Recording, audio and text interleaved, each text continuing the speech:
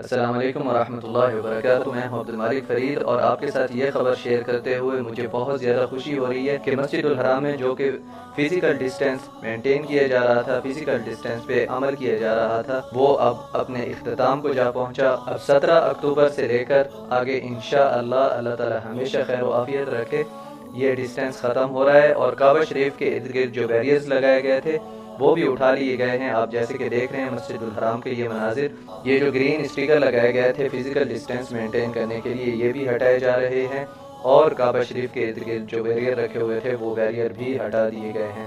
تو یہ بے حد خوشی کی خبر ہے۔ اللہ تعالی ہمیشہ خیر و عافیت رکھے ہماری امت مسلمہ پر، اور اللہ تعالی آپ لوگوں کو جو بھی دیکھ رہے ہیں یہاں پر جلد از جلد مسجد الحرام میں آ کر نمازیں، طواف، عمرہ کرنے کی سعادت نصیب کرے، آمین۔ آپ اس ویڈیو کو اپنے دوستوں کے ساتھ شیئر کر دیں اور یہ خوشی کی خبر ان کے ساتھ بھی شیئر کریں۔ جزاک اللہ خیرا کثیرا۔